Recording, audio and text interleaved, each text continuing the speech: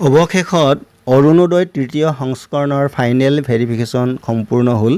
আজি নতুনকৈ আবেদন কৰা আৰু পুৰণি হিতাধিকাৰীক লৈ মুঠ প্ৰায় 40 লাখ মহিলাই কি মাহৰ পৰা একেৰাহে 1250 টকাকৈ পাই থাকিব, আজি এই ভিডিঅ'ৰ জৰিয়তে জানিব পাৰিব।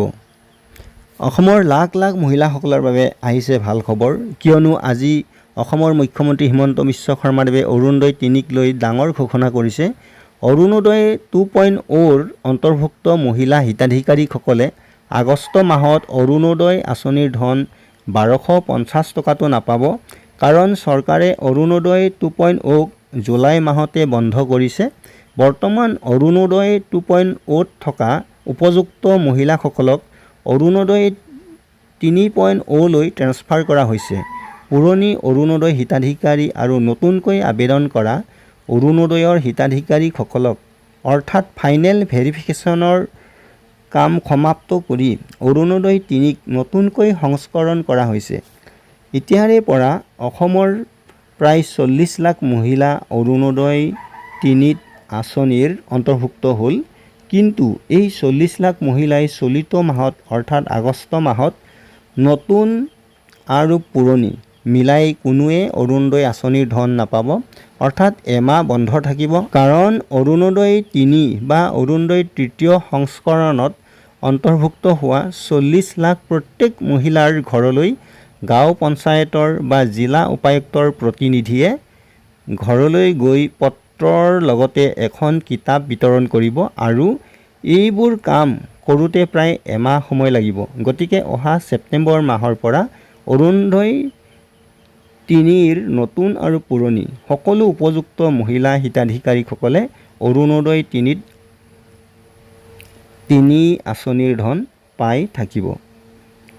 অহা 17 ছেপ্টেম্বৰ তাৰিখে প্ৰধানমন্ত্ৰী নৰেন্দ্ৰ মোদী ডাঙৰীয়াই অৰুণোদয়ৰ তৃতীয় সংস্কৰণৰ আঁচনি মুকলি কৰিব বুলি অসমৰ মুখ্যমন্ত্ৰী হিমন্ত বিশ্ব শৰ্মাদেৱে জনাইছে। তেখেতৰ মন্তব্য আছে, মন্তব্য আগবঢ়াইছোঁ।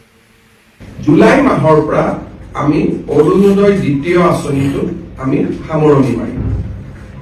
এতিয়া গোটেই এই মাহটো আগষ্ট মাহটো আমাৰ নৱনিৰ্বাচিত পঞ্চায়তৰ প্ৰতিনিধিসকল বা জিলা উপায়ুক্তৰ প্ৰতিনিধি প্ৰত্যেকজন অৰুণোদয় হিতাধিকাৰীৰ ঘৰলৈকে যাব। মোৰ পৰা এখন পত্ৰ লৈ যে আপুনি অৰুণোদয়ৰ বাবে নিৰ্বাচিত হৈছে। আৰু অকল খালী পত্ৰখন দিবৰ কাৰণে অলপ বেয়া লাগে কাৰণে লগত এখন আমি সৰু কিতাপো পঠাইছো। সিখনৰ লগত এখন সৰু আমি কিতাপো দি পঠাইছো, যিহেতু এইবাৰ আমি কিতাপৰ বৰ্ষ পালন কৰি আছো। তাৰমানে 40 লাখ পৰিয়ালক এখন পঢ়িবৰ কাৰণে কিতাপো গৈ পাব। এই অৰুণোদয় তৃতীয় আঁচনিটো এই গোটেই প্ৰক্ৰিয়াটো সমাপন কৰোঁতে আমাক এমাহ লাগিব। ঘৰত গৈ গৈ আমি গোটেইখিনি দিওঁতে আগষ্ট মাহত অৰুণোদয় কোনেও নাপাব।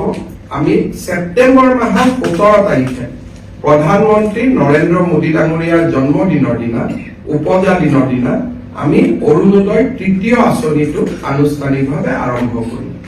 আৰু অসমৰ ইতিহাসত 40 লাখ পৰিয়ালক সামৰি কেতিয়াও আগতে এনেকুৱা কোনো আঁচনি গ্ৰহণ কৰা হোৱা নাছিল।